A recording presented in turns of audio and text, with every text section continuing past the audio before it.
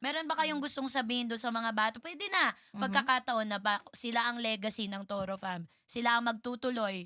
We'd like to hope that it ends na 10, 20 years from now sila pa Mhm. rin. So, mayro'n ka bang Hmm. gustong sabihin sa mga bata sa loob ng Toro Fam? Siguro sa mga bata sa Toro family, irerespeto ko kung aalisin nila yung sitwasyon nila na wala ng privacy ang buhay nila, yan, sa mga babies ng Toro family. Kasi lagi kong sinasabi na wala silang choice eh. Kumbaga lalo na kay Tyronia na bigla ka na lang, hala, ito na yung setup eh. Hala, lumalabas ako eh. Wala Yes. siyang choice eh. Ito yung bigla akong vlog, bigla akong Mm. binivideohan eh. Mhm. So lagi ako humingi ng pasensya at saka ng pasasalamat sa anak ko. At sa Mhm. lahat ng babies ng Toro family, sa mga magulang din ng Toro family.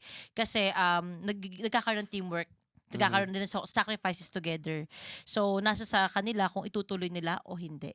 Yes. Pero kung matapang sila enough, sige. Pero kung meron kayong pera enough, o di wag na. I-secret nyo na lang lahat ng mga ng mga ganyan-ganyang nangyayari, di Huwag ba? niyo nang So, ipalit yung araw-araw na buhay natin, mm, oh, puwede na kasi oo. napunuan niyo ng dalawa. At saka yung sinasabi mong legacy, nagandahan ako sa salita na yun, yung term na yun, kasi sa totoo lang, minsan iisipin mo yung isang bagay hindi mo siya ginawa nung una dahil sa pera eh. Yeah. Parang gano'n. Nung ginawa mo siya, parang, nakaka-inspire ka pala, nakakatulong ka pala, may nakaka-connect pala.